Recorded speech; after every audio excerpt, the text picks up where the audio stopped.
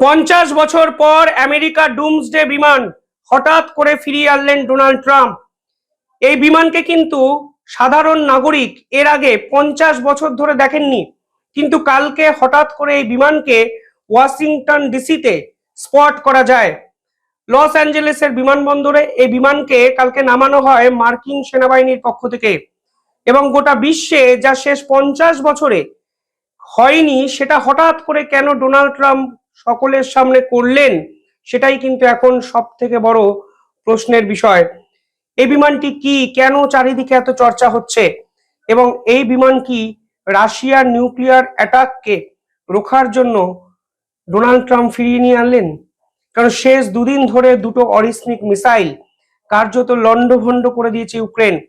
ইউক্রেনের রাজধানী কিয়েভে আছড়ে পড়েছে রাশিয়ার নিউক্লিয়ার ক্যাপাবল হাইপারসনিক অরিসনিক মিসাইল। মার্কিন সেনাবাহিনীর যে ডিফেন্স সিস্টেম, সেই ডিফেন্স সিস্টেম মানে পেট্রিয়ট ডিফেন্স সিস্টেমকে সম্পূর্ণ চুরমার করে দিয়েছে রাশিয়া। এমনকি আমেরিকার নাগরিকরা, সাধারণ নাগরিক এবং সেনাবাহিনী যে ইউক্রেনের হয়ে যুদ্ধ করছিল তার প্রমাণও কিন্তু কালকে রাশিয়া আন্তর্জাতিক স্তরের সামনে প্রকাশ করে দিয়েছে। এক সেনাকর্তাকে খতম করার পর তার পাসপোর্ট বিশ্ব মানচিত্রে প্রকাশ করে। অর্থাৎ ডোনাল্ড ট্রাম্প শেষ দুদিন ধরে ক্রমাগত ইউক্রেনকে নিয়ে রাশিয়াতে মানে রাশিয়ার কাছে কার্যত বিপর্যস্ত হয়ে যাচ্ছেন। আর ঠিক তখনই ডুমসডে বিমান 50 বছর পর ফিরিয়ে আনা হলো মার্কিন সেনাবাহিনীর পক্ষ থেকে। কেন এই বিমানটি নিয়ে চারিদিকে এত চর্চা হচ্ছে? দেখুন, এই বিমানকে আসলে বলা হয় Boeing E4B night watch flight. একে বলা হচ্ছে ন্যাশনাল এয়ারবোর্ন অপারেশন সেন্টার। অর্থাৎ যদি আমেরিকা বড়সড় নিউক্লিয়ার অ্যাটাকের সামনে পড়ে, যদি আমেরিকার উপর কোনো দেশ মিসাইল অ্যাটাক করে, তাহলে এই বিমানে কিন্তু আমেরিকা এমন কিছু টেকনোলজি বিল্ড আপ করেছে যে যেখান থেকে আমেরিকাকে চালানো সম্ভব। ইম্পর্টেন্ট বিষয় হলো, যদি আমেরিকা পরমাণুর যুদ্ধের মধ্যে ঢুকে পড়ে কিংবা নিউক্লিয়ার ওয়ার কোনো দেশের বিপক্ষে ঘোষণা করে, তখন কিন্তু এই ধরনের বিমানকে ব্যবহার করা হয়, যা আমেরিকা অতীতে করেছে কোল্ড ওয়ার এরায়।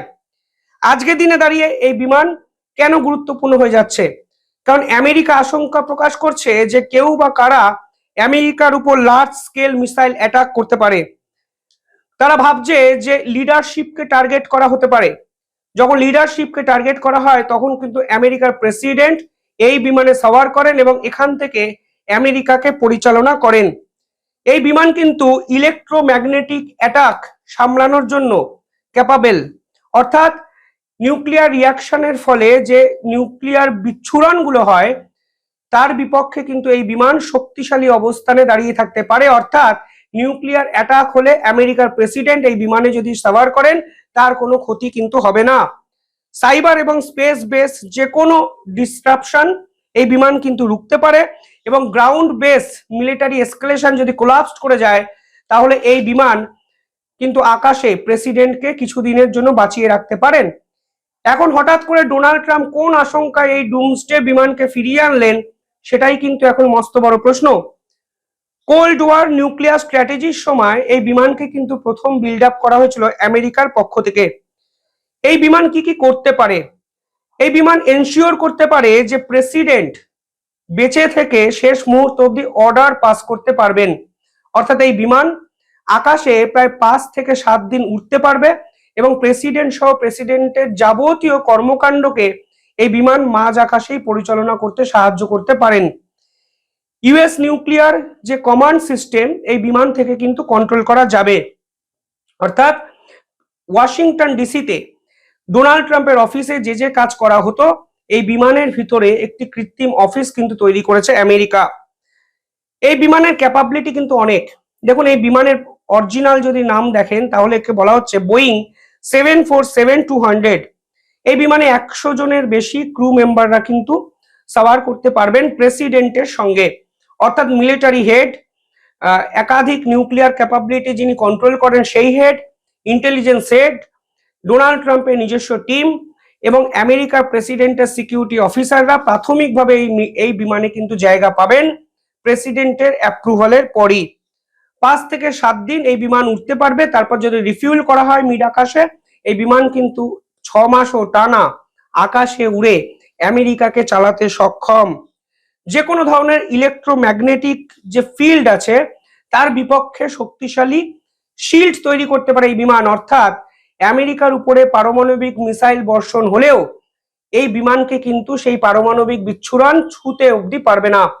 ফলে হঠাৎ করে 50 বছর পরে এই বিমানকে কেন আমেরিকা এখন ব্যবহার করতে চাইছে সেটাই এখন বড় প্রশ্ন। কারণ আমেরিকা সাম্প্রতিক সময় এমন কিছু পদক্ষেপ নিয়েছে বা নিতে চলেছে যা আমেরিকার দিকেই ব্যাকফায়ার হতে পারে বলে বিশেষজ্ঞরা কিছু ক্ষেত্রে মনে করছেন, এবং প্রিভেন্টিভ মেজার হিসাবে এই বিমানকে প্রস্তুত করছে ডোনাল্ড ট্রাম্পের সেনাবাহিনী, সে কথা কিন্তু মনে করা হচ্ছে বিশেষজ্ঞদের মতে।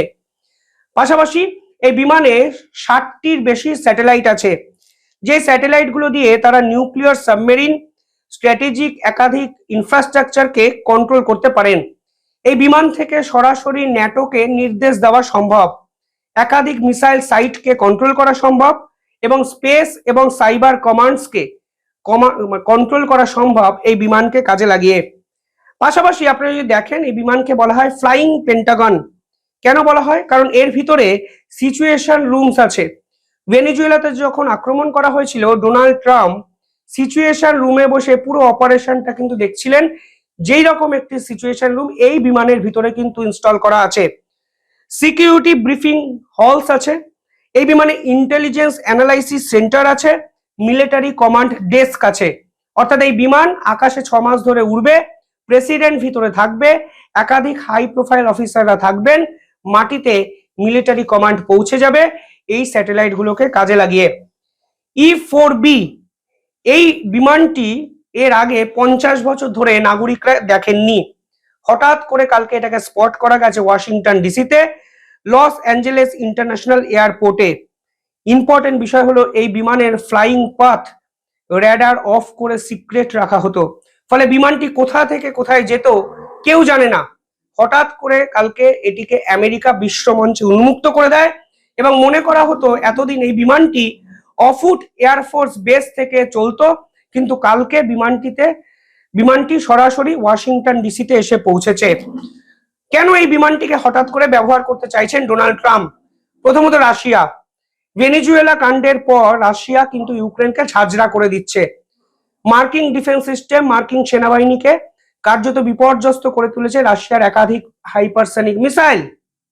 চীন, রাশিয়া, ভারতের শক্তিশালী জোট এতদিন ডোনাল্ড ট্রাম্পের ঘাড়ে নিঃশ্বাস ফেলতো, কিন্তু কালকে ন্যাটো সরাসরি আমেরিকার বিপক্ষে চলে যেতে শুরু করেছে গ্রিনল্যান্ড ইস্যুতে। ফ্রান্স, জার্মানির মতো দেশ গ্রিনল্যান্ডে তাদের সেনাবাহিনী ডিপ্লয় করতে শুরু করে দিয়েছে। যে গ্রিনল্যান্ড ডেনমার্কের অংশ, সেই ডেনমার্কের বিপক্ষেই ডোনাল্ড ট্রাম্প একাধিক হুমকি হুঁশিয়ারি দিচ্ছেন। ফলে ইউরোপীয় ইউনিয়নকে নিয়ে তৈরি ন্যাটো সরাসরি আমেরিকা বিরোধী ন্যাটোতে পরিণত হচ্ছে, যা কার্যত ন্যাটোর পতনকে ত্বরান্বিত করছে। ফলে ডোনাল্ড ট্রাম্প আশঙ্কা প্রকাশ করছেন যেভাবে আমেরিকা সব দিক থেকে আস্তে আস্তে আস্তে আস্তে বিপদে পড়ছে, তার থেকে প্রিভেন্টিভ মেজারমেন্টের জন্য এই বিমানকে তাদের এই মুহূর্তে প্রয়োজন।